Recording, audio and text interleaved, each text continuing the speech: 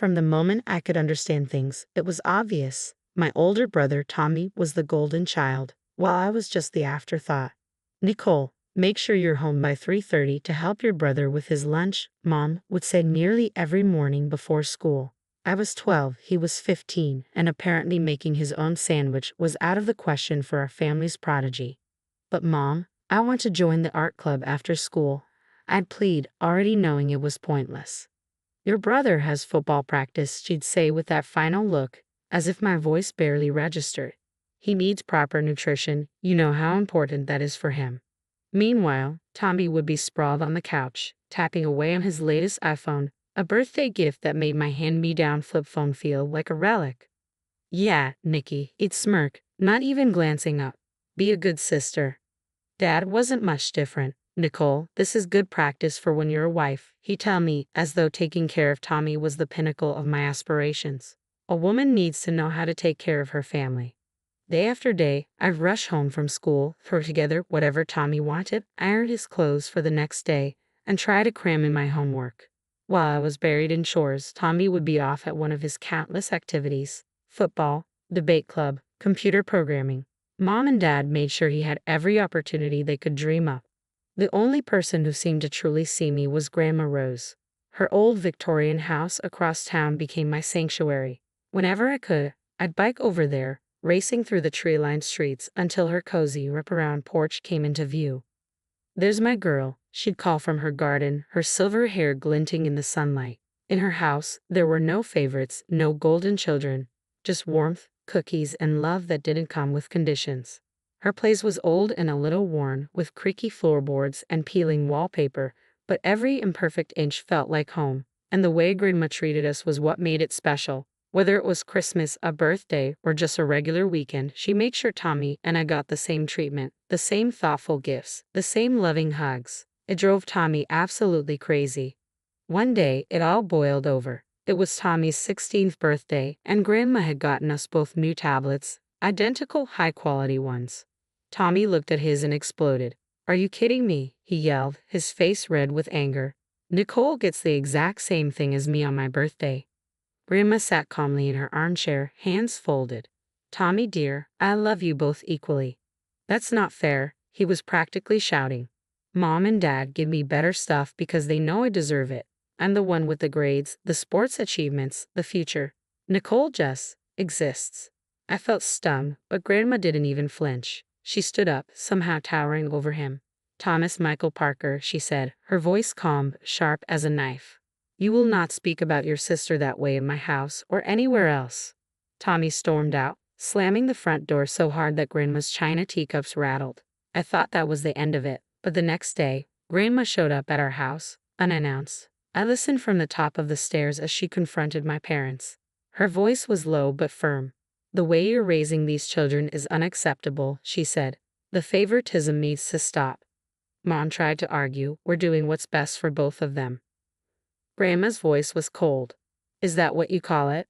Well, if you want my financial support for their upbringing, things need to change." I could hardly believe what I was hearing. Later that night, I overheard my parents talking. "We can't afford to lose her money," Mom whispered. "We need it for Tommy's college fund." "I know," Dad sighed. "We'll have to play along, give Nicole some things too, keep her happy." Within a week, everything changed. I was finally enrolled in the piano lessons I'd begged for since I was 10. A new iPhone appeared on my nightstand, and my parents even started asking about my day. But it all felt hollow. The next time I saw Grandma, she was in her garden, tending to her roses. She looked at me with a knowing smile. "You know, dear," she said, clippers in hand, "I get detailed reports of how every penny of my support is spent. Your parents seem to be making much better choices lately, don't you think?" It was a strange, bittersweet feeling, realizing that my parents' affection came with strings attached. They ask about my day, attend my school events, and buy me things, but I knew their hearts weren't in it. Their eyes still lit up in a different way when Tommy walked into the room. Eventually, I learned to accept it. At least now, I didn't have to spend every afternoon as Tommy's personal maid. When Tommy graduated high school and got into a university 3 hours away, it was like he'd won the Nobel Prize. Mom and Dad threw a huge party, inviting everyone they knew. Grandma Rose sat in the corner, watching with that knowing look in her eyes. For the first few months, family dinners were filled with tales of Tommy's college life, his professors, his bright future. Then one day, Dad came home waving an official-looking letter, his face purple with rage. Tommy was on academic probation, at risk of expulsion. All those study sessions he'd been boasting about had really been parties. Grandma Rose showed up the next day, angrier than I'd ever seen her. "If you don't get that boy in line," she told my parents, her voice like steel, "don't expect me to pay for another college when he gets himself kicked out." The threat of losing Grandma's support sent my parents into a panic. They drove to the university that weekend. Whatever they said must have shaken Tommy, because when he called home the next week, he sounded different, subdued. For once in his life, he'd had to face real consequences. By some miracle, he managed to pull his grades up enough to stay in school, and he eventually graduated. Meanwhile, I was accepted into the business management program at a nearby college. Grandma paid my tuition, though my parents barely seemed to notice. When I was in college, making the dean's list was celebrated with nothing more than a phone call from Grandma.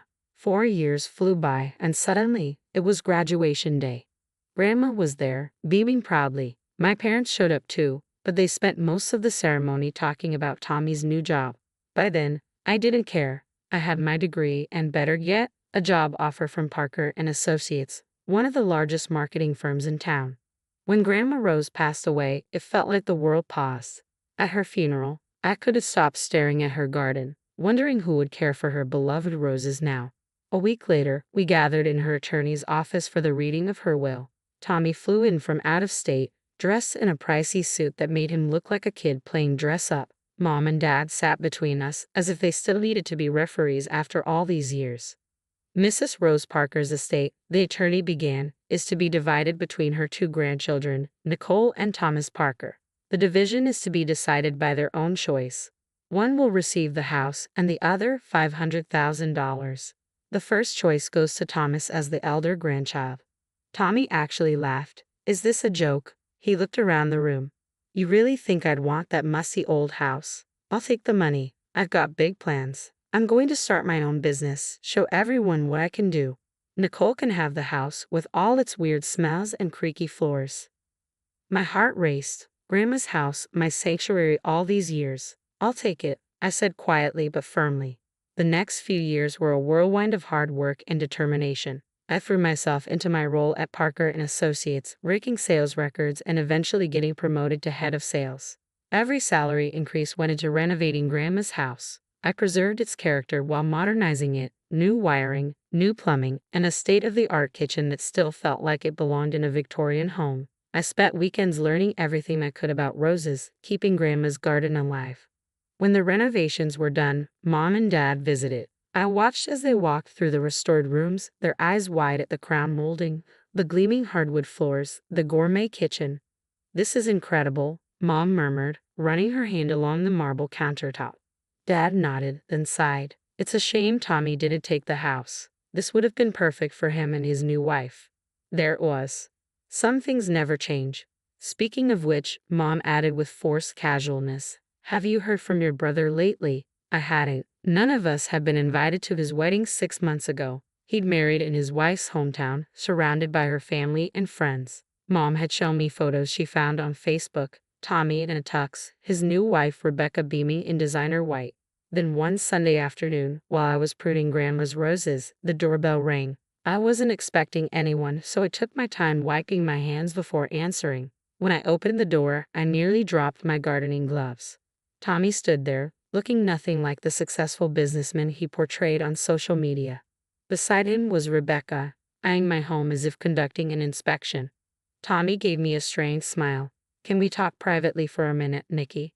We stepped into Grandma's old study, now my home office. Tommy closed the door, his face desperate. "I need your help, sis," he whispered. "The business, it's falling apart. We're about to lose everything. We had to give up our apartment." He ran a hand through his hair. "Could we stay here for a while? Just until things turn around?" I stared at him, stunned. Tommy had never asked me for anything, unless you counted all those years of entitled demands. But for the first time, I saw my brother, not my parents' golden child. "Okay," I heard myself say, "but only temporarily." The next morning, the doorbell rang again. This time it was Mom and Dad, practically bursting with excitement. We came as soon as Tommy told us. Mom rushed past me to hug Rebecca.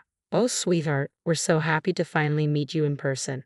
For the next 2 hours, I might as well have been invisible. I served coffee at Mom's request and listened as Rebecca charmed my parents with tales of her family connections and Tommy's brilliant business ventures. "Nicole," Mom called as I headed to the kitchen, "be a dear and make us some lunch, something nice." Rebecca's used to fine dining. That set the tone for the weeks that followed. I'd come home from long days at work to find Tommy and Rebecca lounging in my living room waiting for dinner. One evening, as I walked through the door, Rebecca glanced up from her phone. "Aren't you going to start cooking?" she asked, barely looking at me. "We're starving." I had just worked a 12-hour day. I dropped my briefcase and replied, "Why don't you cook something?" Rebecca's head snapped up, her eyes narrowing. "Excuse me, you should be grateful we let you stay here at all. The least you could do is cook decent meals." I turned to Tommy, bewildered. He pulled me into the study, closing the door behind us. "Look," he whispered urgently, "Rebecca thinks this is my house, that I'm letting you stay here out of kindness. She comes from money, Nikki. She's used to a certain lifestyle. If she finds out I'm broke, she'll leave me." I stared at my brother, once so proud, now reduced to begging me to lie to his wife. "Fine," I finally said. "I won't tell her, but you two need to start treating me with respect in my own home. No more demands, no more attitude. Deal?" "Deal," Tommy said, relief washing over his face. True to his word, Tommy's demands for home-cooked meals stopped. Instead, I'd come home to find takeout containers from upscale restaurants scattered across my kitchen. Rebecca would lounge on the couch, picking at pad thai or sushi, barely acknowledging my presence. I didn't ask questions. I was just glad not to be playing chef after long days at the office. The arrangement worked for a while. They stayed out of my way, and I stayed out of theirs, until I got a call from Mom. "Nikki," she started, her tone sharp, "we need to discuss these restaurant bills. Tommy said you'd cover the expenses at the end of the month. It's almost $3,000. I nearly choked on my coffee. "Excuse me?" "Well, you can't expect them to starve. Tommy told us you agreed to handle their food expenses while they're going through a rough patch. I've been putting it all on my credit card. I'll text you the account details for the transfer." Hands shaking, I hung up and texted Tommy, "Come to me, now." Within minutes, he was in my study, looking nervous. "Care to explain why Mom thinks I'm covering your luxury takeout habit?" I asked, my voice cold. Tommy's face flashed with guilt before he scrambled for excuses. "Nikki, you have to understand.